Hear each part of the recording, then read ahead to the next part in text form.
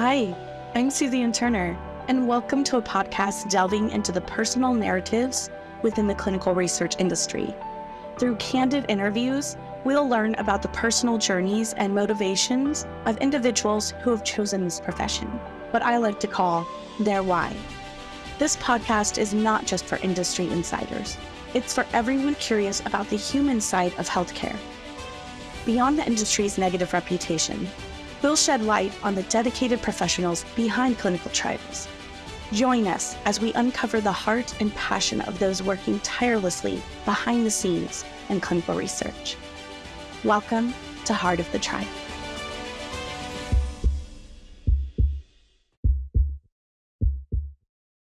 Hello, lovely listeners, and welcome to Heart of the Trial, where we dive into the human side of healthcare, highlighting the voices often left out of the spotlight. I'm your host, Suzanne Turner, and in this episode, I had the absolute pleasure of interviewing my very first fellow TMFer, Ann Ackley-Fifer. We dive into her incredible journey from the paper TMF days to becoming a certified Viva expert and independent consultant. Ann shares what keeps her passionate for nearly 20 years in the field, her thoughts on ICH E6 R3, and the future of TMF in a digital-first world.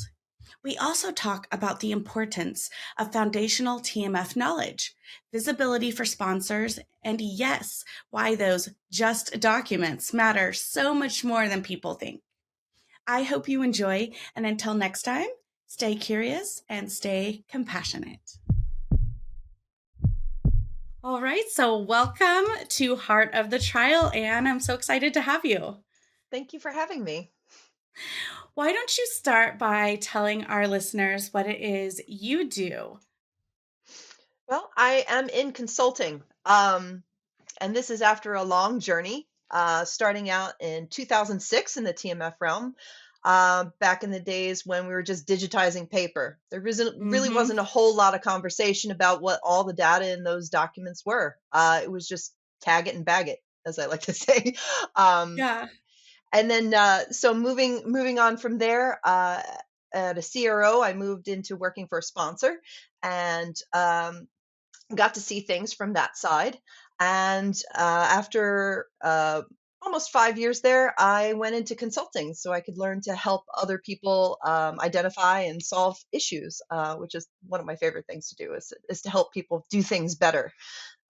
So that's my journey. And do you specifically focus on TMF or do you do things beyond TMF? TMF is the heart of where my skills lie, but lots of adjacent areas. I've even got in my Viva certification, so I don't just know how to Oh, use the system, but how the system's configured, things like that. So I'm beginning to understand more and more how the pieces are moving as we move into the digital age. that's so exciting. And actually, just for our listeners, in case they're not aware, Viva is an electronic trial master file platform, and it happens to be one of the biggest, probably most known ones in the industry.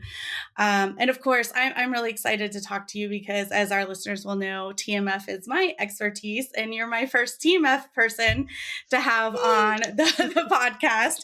So, of course, I absolutely love that.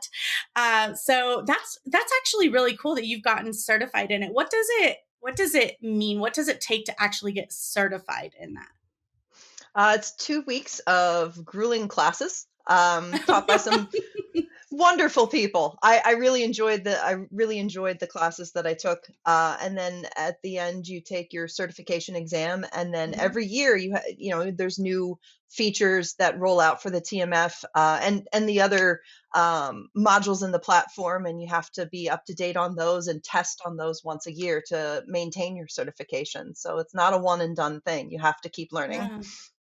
That's amazing. Yeah, that's one of the things that's nice about that platform and actually several of the platforms now where they're finally almost realizing how important or like you said the heart, of trial master file being the heart of it and making sure all those other pieces start to talk to it because that's the important part, right? That's I always like to say that's like a puzzle, and that we're the ones that put the puzzle together. And so to be able to grab all those pieces and do that, and you've taken your expertise beyond by getting certified in a platform that's extremely well known in the industry. So that's pretty exciting.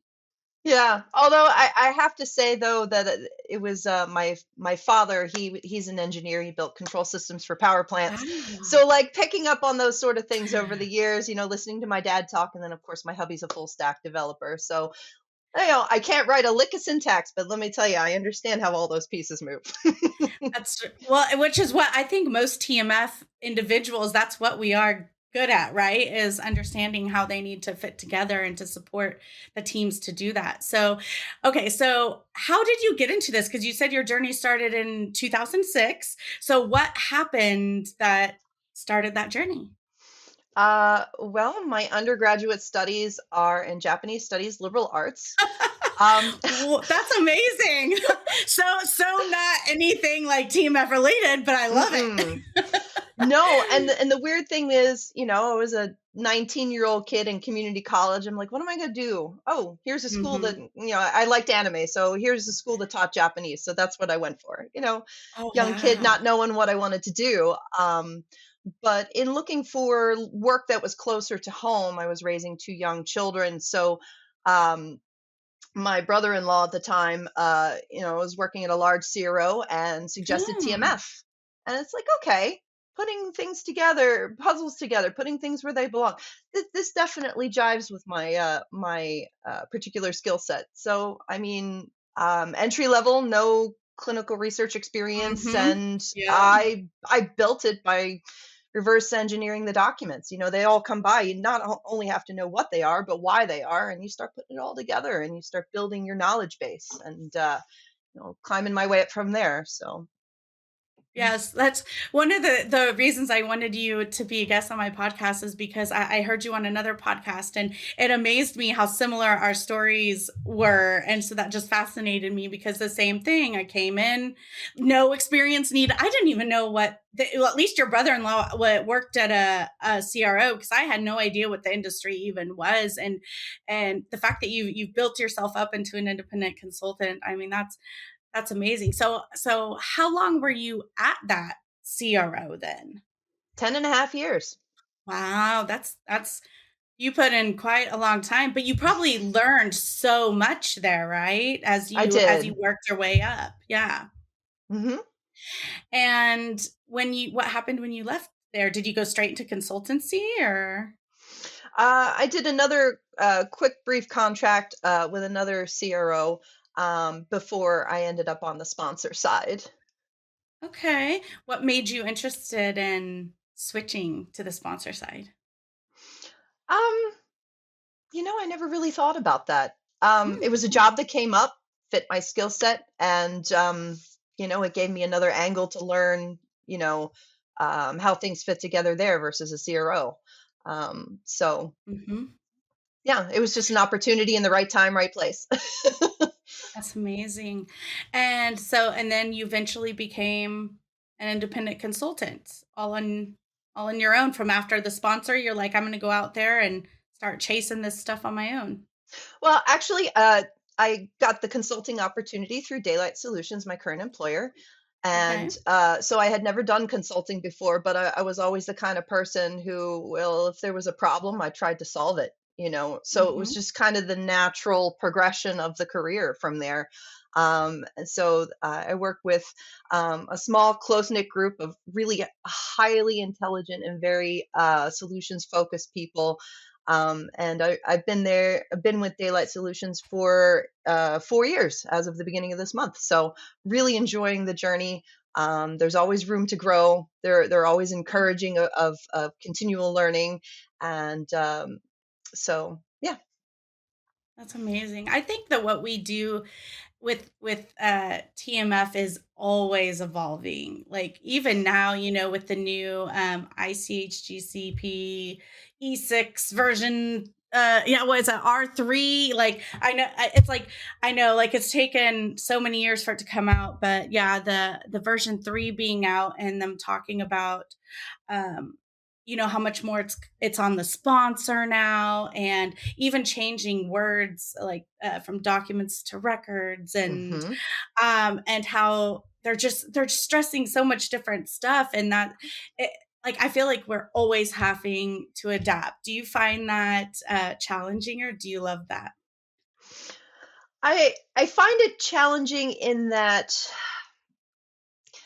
i- it's funny that these common sense regulations, they always come with common sense to They them, and do. it's just amazing that it takes it being written in black and white for people to adopt it, and even then you're still kind of shoving along the way, like for instance, one of the E6R3 things that's big Yeah. focus seem to be on the transparency.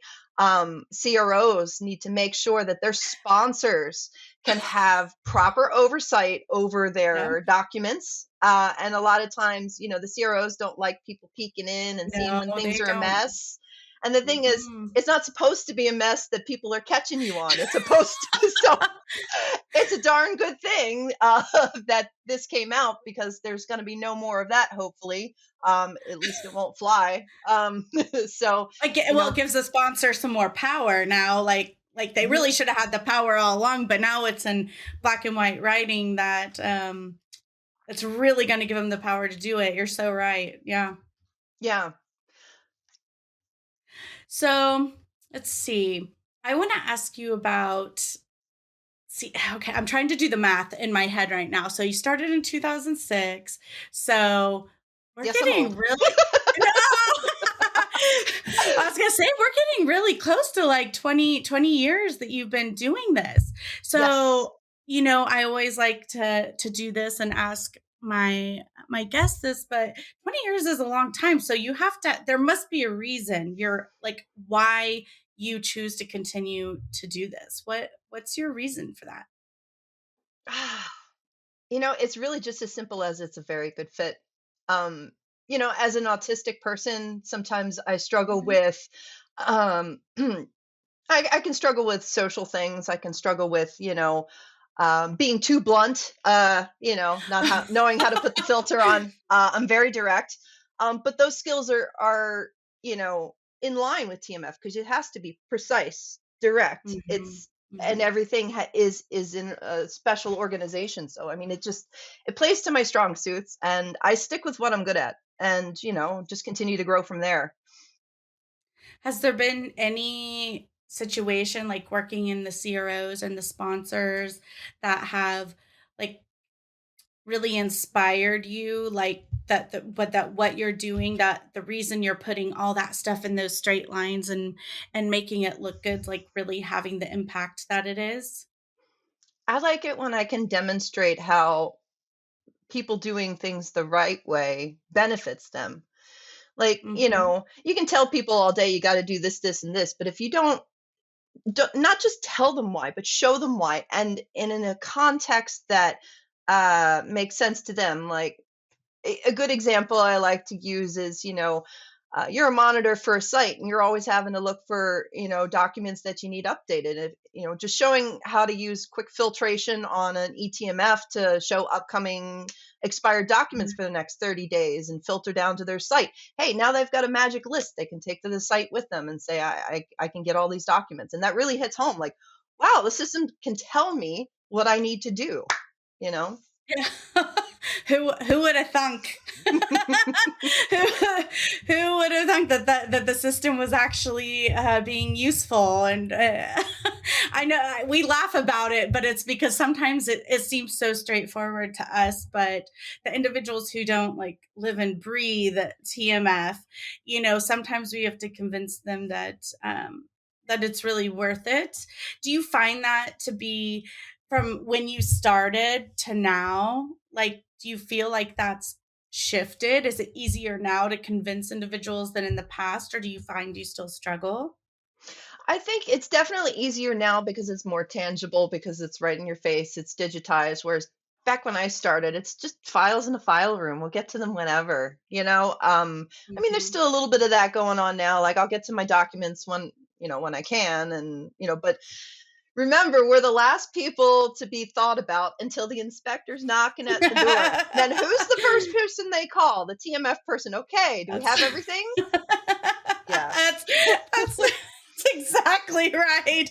It's Yeah. like we live the same lives, Anne. Like Telling truth, dropping truth bombs. It's this the truth. everybody's experience in the Yeah, TMF world. I did actually when I worked at a CRO, and just as a reminder for our audience, a CRO is a clinical research organization that sponsors hire to run their clinical trials. So they're the ones doing most of the day to day work with the sponsor oversight. And when I worked there, and finally the system shifted to the point where TMF was involved in the teams, right? Because initially, back when you were working in the paper rooms, we were completely separate, right?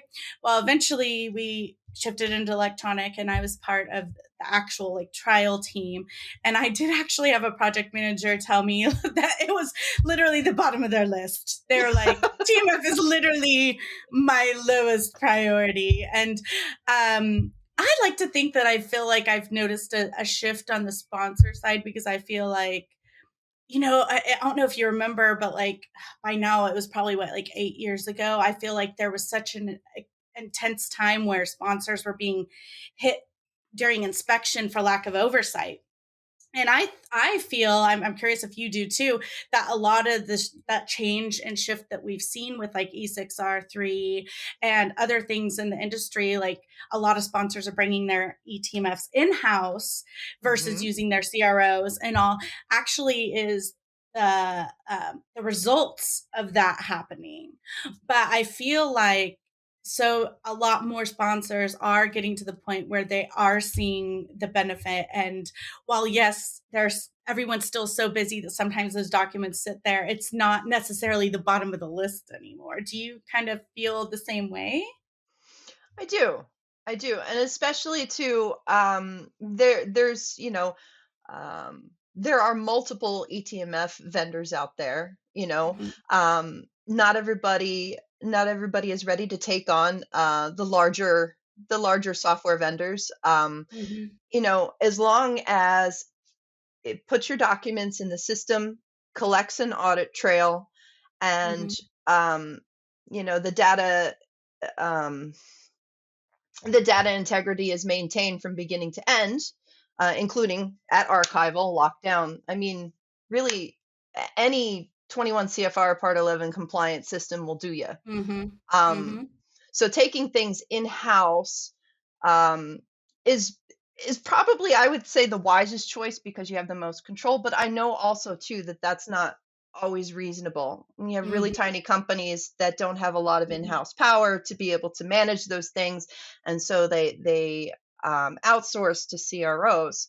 But with the focus on visibility, CROs, in order to stay competitive, so that companies don't start taking in house and taking away from their revenue, they're going to have to start thinking about the oversight tools that they offer, visibility into things like issue trends, for one. Like, yeah, if a sponsor can see the documents, that's great. Usually they can only see the approved documents, but where is the visibility into things in progress? Where is the visibility into, you know, Missing items. missing items, Yes. or Mhm. incorrectly indexed items? Where's the quality Mhm. control? How are they supposed to know how well their CRO is doing unless they have that? So I think that that's going to be the key, is for CROs to be able to Yes. continue to offer those services, you know is to allow for visibility into the system. And I really like that you said that, because I feel like it's also going to be somewhat of a challenge for some of these CROs to think beyond that the little hold they've been in, right? Because they may not have thought of how to actually present that. They hold it in a way that's internal. And I know I've seen this because I do tend to work with smaller sponsors. And some of the CROs they work with then are also smaller. They're not some of the big worldwide known CROs. And when you ask them for something that does seem so simple and straightforward, like how are you tracking those missing documents, and they can't give you a straightforward answer or an easily accessible document or something like an Excel. I wonder if that how much of a challenge that's going to be for the CROs to have to think about that in a little different way. The let's not guard ourselves so much. Let's work in that partnership. Well, so too, one of the things that I've seen is if you have to explain how metrics are calculated with so many caveats and nuances, and it's a worthless number. It is not worthless if you can't have a straightforward explanation. So, if you're getting the rundown from your CRO, then there's likely something not going right. You know what I mean? Yep. Yes, absolutely. Again, we live the same life, and it's so funny. And now you do stuff beyond just your consulting, right? Because I know I've seen you at different like TMF advance, like the CDISC, and also you like to do. Are you actually? I can't recall. Are you on a steering committee or just participate in the CDISC? I think I've seen you present at like every CDISC thing the last couple of years. I haven't actually presented at CDISC yet. Um, Really? no, but I've Really? been to the last American TMF interchanges.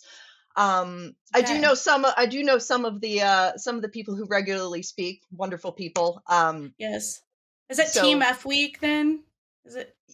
it was the TMF interchange in Baltimore, and then there's going to be the TMF Mhm. interchange in It's October. Tennessee. Yeah.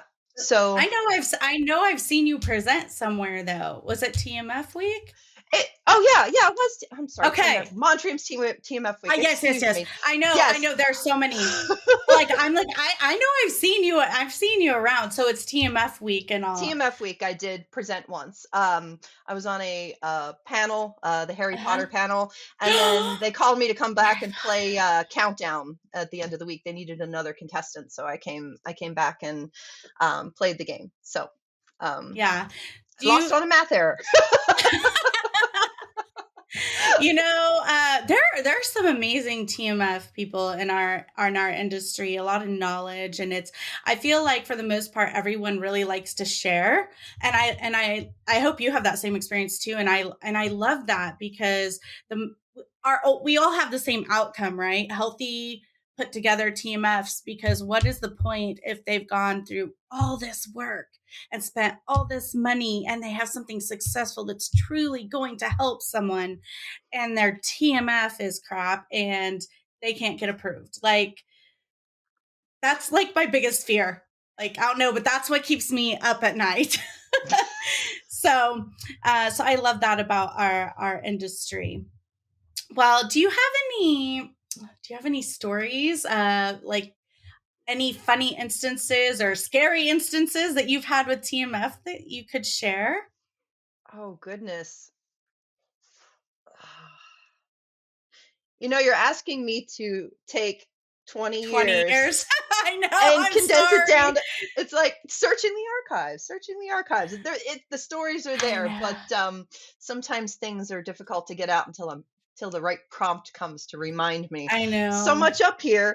I'm trying to think of one too that I've experienced. I know I've worked on like I started with like you did back in the day when it was paper, and they used me a lot at the CRO as like a cleaner, Mhm. because we had a pretty big team. After you're smiling, I feel like you are understanding this.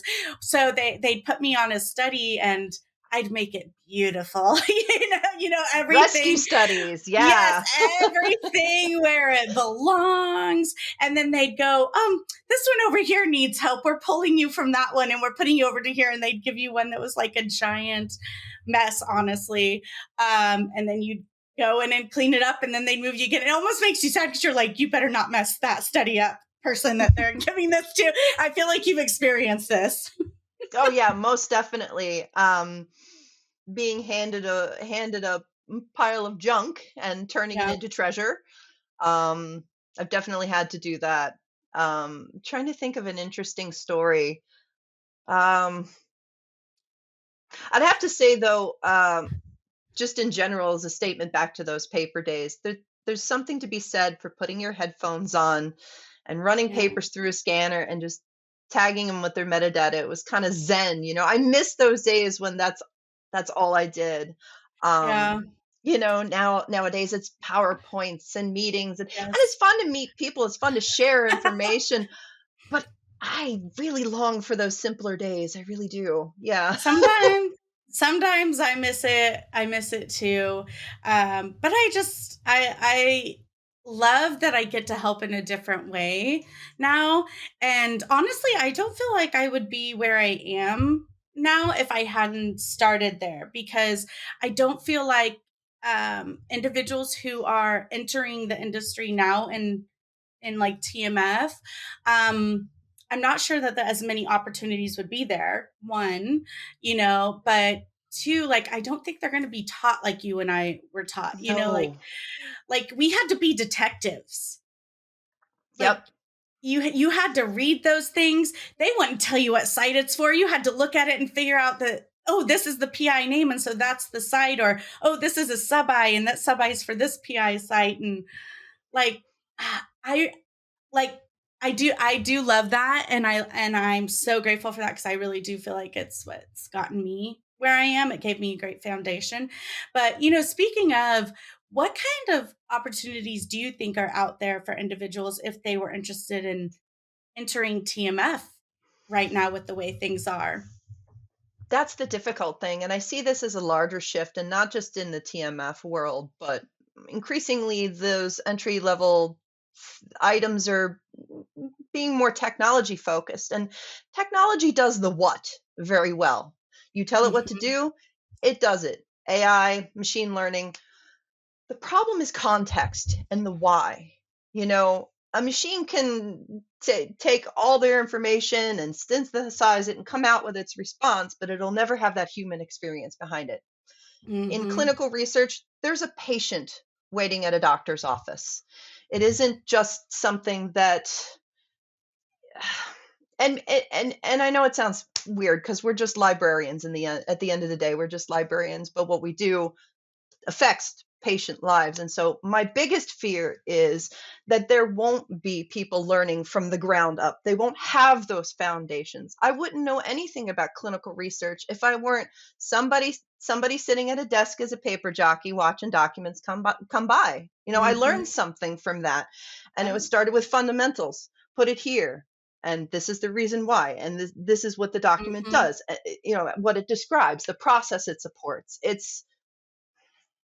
Yeah. We're losing fundamentals, and Yeah. that's not to say that we shouldn't evolve. In fact, technology can very much support people, but I think that the opportunities in TMF starting at the ground level are going to be fewer, Mhm. and more TMF is going to be integrated into the regular functional area jobs every day. And we do see Mhm. more and more the functional area should be owning their documents, owning the responsibility for them. But when volume takes over, you're going to need somebody to manage the whole library for you. So Yeah. we need to be building those skill sets from the ground level up, and we can't lose that to machine learning and AI. It's a research assistant, not the professor, right? Yeah. No, I love the way you said that. I really do, and I agree. It worries me because I already see lower level type roles from the TMF field already becoming obsolete because of the decentralization of TMF, and it's like you said, it's fantastic, but where's the person that connects all the dots, right? And that's where we come in, because yes, a data manager is an expert in data management and their documents, but and statistics for theirs, et cetera. But where's the person that connects all those dots and oversees that? And if we're not giving individuals the opportunity to build that foundation in TMF, what's going to happen when our generation ages out and Hmm. there's no one there to support that? So I really love the way that you said that, and I hope that it's something that we don't take too long to fix in the industry, um, or find a way to share that knowledge and build those fundamentals without having the paper documents. Because it was the same for me. Like I learned those documents and I didn't understand what they did, but I started to understand why we needed them and Hmm. started to listen in those team meetings and connecting those dots and understanding that why. And um, oh, you just said that so wonderfully. Yeah. So so we do have a lot of changes coming in the TMF industry, and I'm curious what you actually hope to see in the future. Is there something that you're hoping, um, like regulatory institutions put in place, or that system individuals create, or is there just anything that you're looking forward to or hoping happens in the future? I'm actually looking forward to the standards that CDISC is putting out. The whole um, M11 standardized digital protocol, when every industry is speaking the same language, collecting the same data points, being named the same thing, then you're Yes. finding that collaboration can begin to happen. See, I know business is ruthless competition sometimes. I mean, let's face Mhm. it, that's business. But what if we, instead of by ruthless competition, we begin to cooperate? Begin to combine our Mhm. data sets, especially the little guys. Like, the Mhm. big guys, they got their data hoard and they're going to hold on to it. What about a consortium of little guys, little biotech companies getting together, Mm. deciding what to share? Hey, they're using the same standard. Their systems talk to each other. You see where I'm going with this? Little guys can Mhm. compete with the big guys if Mhm. they cooperate and drop the notion of uh, fighting in the jungle, fighting in the Right. concrete jungle, right? I Um, like it. I see a very hippie like future. I mean, as the hippie in me, work together, cooperate, do great things together, right? Um, Competition got us from single celled organisms to the complex creatures we are now, right? The next step is cooperation. Competition got us this far, cooperation's the next step. So I think that that's what these standards are going to do. They're going to get us all speaking the same language, working in the same way for the same types of projects. Obviously there's going to be a little variation, but it's variations on a theme, a solid Mm. theme. Um, and I'm on the Zone 5 committee for the TMF reference model version 4, Mhm. um, which is going to be speaking to the whole idea of digitally native documents where data in a system will print out, a document narrative, you know, rather than documents being mined for pieces of data to put into a system. That's the shift. So I hope I concisely put all those ideas together. I branch out Yeah. too much there. No, I think that's fantastic. I love that you have so much vision. My hope is just that people continue to support TMF. More and more sponsors will continue to see how important it is. I've been very lucky. The companies I've been working with lately, like they're so TMF positive, and I know you know from experience that that doesn't always happen, and that's amazing when the company truly sees the benefit of it and the outcome. Because I mean, this is wrapping up everything they're doing, and when the inspector, like you said, knocks on the door, they come for the TMF person. Why? Because they want to look at the TMF. so it seems so obvious, and yet I also get that they're just so incredibly busy. Yeah. So no, I go would ahead. say Go ahead. though too, there's a lot of technology focus, which is good. Technology supports people. But I find that most of the problems that I end up solving tend to be end user education. Uh huh. They hand somebody a big scary system and they're like, have at it, read and apply. You're done. You're ready. You're ready to go. It's like, no, you're not. Where's the practical application? Where's somebody Yeah. leading me through and showing me how this matters to me? And so a Hmm. lot of my consulting is focused on that end user experience because I know when you hand somebody something and just say, have at it, they'll do the best they can. They'll muddle Yeah. through. They'll cut corners, and guess what? Now you got messy data, right? So, Yes. you know, um, getting rid of the misunderstandings of what the system can do and its limitations. You know, understanding how to get it to work best for them because everybody Mhm. has different needs. You have data Yeah. managers and monitors and people all over the place. Mhm. So yeah, I would say that the end user focus is a lot of where my consulting ends up turning towards, even if the initial is like, "Hey, can you look at our technology?" It's like, "Yeah, I can look at your technology, but can I look at how your people use that technology?" Yeah. I'm actually glad you brought that up. Do you, when you do your consulting, do you tend to work um with sponsors for long times or short times, just for like little, this is the need they have and you solve that need and move on, or? All across the spectrum. I had a long-term client for 2 years, working with them, and then I've had, many different clients since. So I've had both sides of the spectrum on that. Most clients come with a specific need, and it's for a specific time period.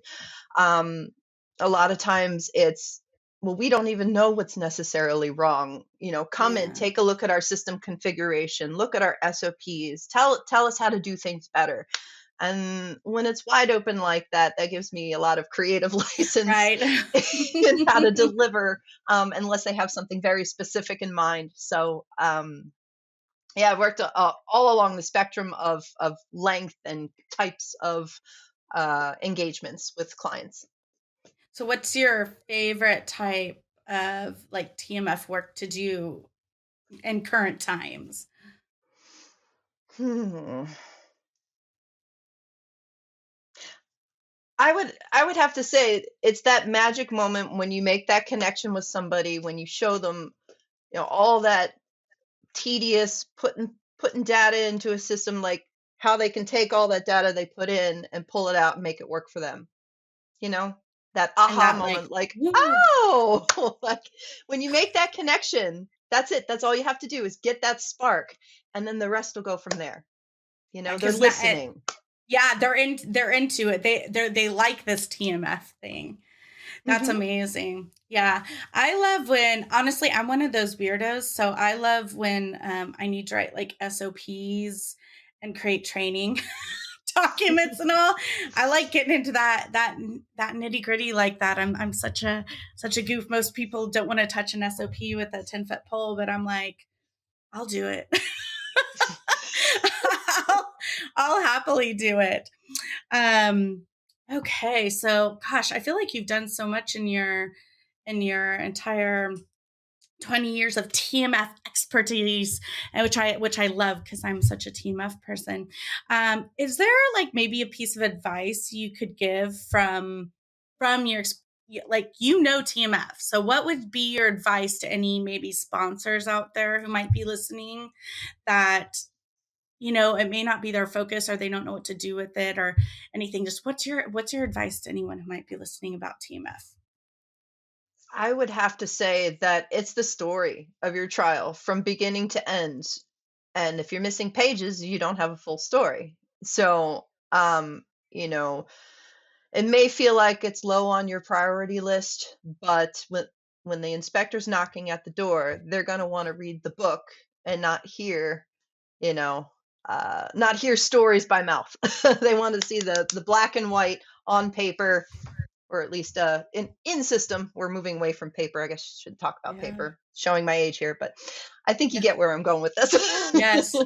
Yeah. Well, and especially because, they've been talking at different TMF events recently, because everything's going electronic. Inspectors are wanting access to your electronic environment. So it truly is going away from paper, not just in from like a business standpoint, but from the inspection Oh standpoint. So yeah. that's fantastic advice, because yes, they want in your system. And from what I heard at one of the events someone was talking about, they may like to play around in your system longer than they initially tell you. They may say, "Oh, our inspection is from this date to this date," and then they want access for another 3 weeks. Hmm. Um, so that's really fantastic advice when the inspector knocks on the door. They're going for your TMF, and you want to have, so don't narrate it, right? Don't be the narrator. Actually give them that book. I love it. So Inspection readiness is a mindset and not an activity performed quarterly or biannually per SOP. It's not a yes. cleanup every 6 months. It's consistent work to make sure that it's inspection ready. Because, Mhm. yes, like you said, the regulators are coming in and they want access directly to the system. And they're going to find something. They're going to find Mhm. something if you're not keeping up with it. Mhm. You may think they can't, you may think you can sweep it under the carpet, but that's what audit trails do. They tattle. And with good reason. We want to make sure there's data integrity. It's Yes. more than that, Yes. but really that they do tattle. If you have Yes. somebody who's, the lead data manager on a study and the last time they logged into the system was 3 months ago, That report's going to tell you that when that they report's going to run tell it. you. Yes. And they're also going to see that, oh, wow, an awful lot of these documents were QC'd 3 weeks ago, but they are dated from 6 months ago.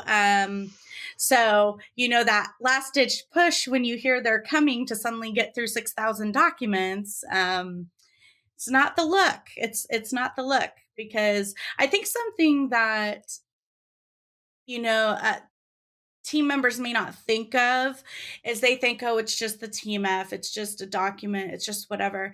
But the thing is, when an inspector is seeing issues with things that you think are minor, they're seeing issues with minor things.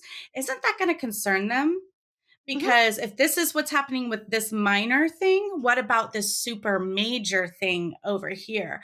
And that's going to send up the red flags and make them want to dig. At least that's my experience. I don't know about you. Oh yeah. Yeah, like you mentioned about the documents being QC'd right before a whole bunch of documents influx, coming in right before the inspection being QC'd. It's like that's a big red flag right there. In fact, they look Yep. for that flag. So, Mm-hmm. if you think that you're covering your tushies at the last minute there, you're not. You're actually You're sending up a red not. flag. So Mm-hmm. inspection readiness must be a mindset and not an activity performed at intervals.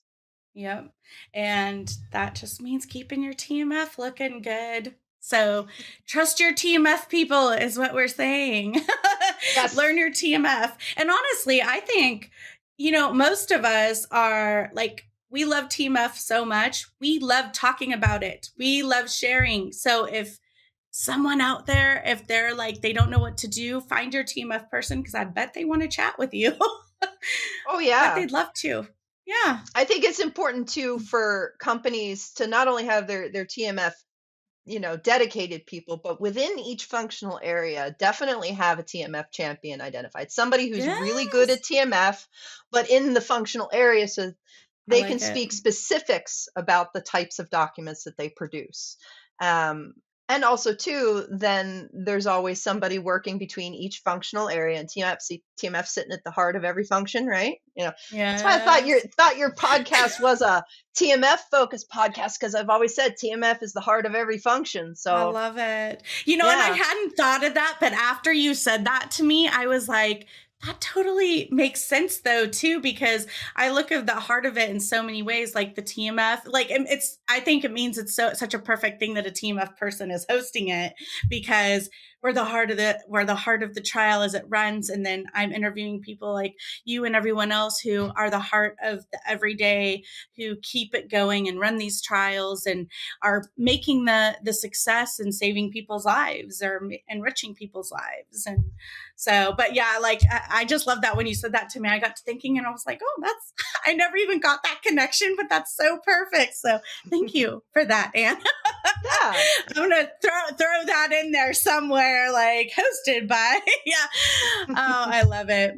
Oh, this has been so much fun. I've loved chatting with you. Like I said, we're TMF people. We love chatting about TMF. So, and I love that champion thing. I really love that. I'm gonna keep that little nugget in the future. Like I said, I tend to work with smaller sponsors, so they're sometimes have one person who is their department. But if I ever work with smaller ones, I love the idea of that word, making them a champion for it. So, so if anyone would like to reach out to you to chat about TMF, where can they reach you? I'm on LinkedIn. Um, it's linkedin.com/ Ann Ackley TMF SME. Um, Oh, yep, and you can't excellent. miss me, the blue hair. Yeah. I love the blue hair. That's why I recognize you when I see you in anything. That's why I'm like, I know I've seen you speak because I know that blue hair, but you pull it off so amazing. Seriously. Like, I Thank wish I could you. pull off blue hair like that. Like, oh, I love it. So yes, so check out our blue haired lady. I will make sure her information is linked in the show notes. And just thank you again so much for joining us on Heart of the Trial. We really appreciate it, Ann. Thank you for having me. It's been a pleasure. This brings us to the end of today's episode. I want to extend my sincere thanks to our guest for sharing their inspiring journey. If you'd like to connect with them, you can find their contact information in the show notes. I also want to express my gratitude to you for joining us on this exploration of the clinical research industry. I hope you found today's episode insightful. If so, please consider leaving a review on your favorite podcast platform. It truly helps us reach more listeners.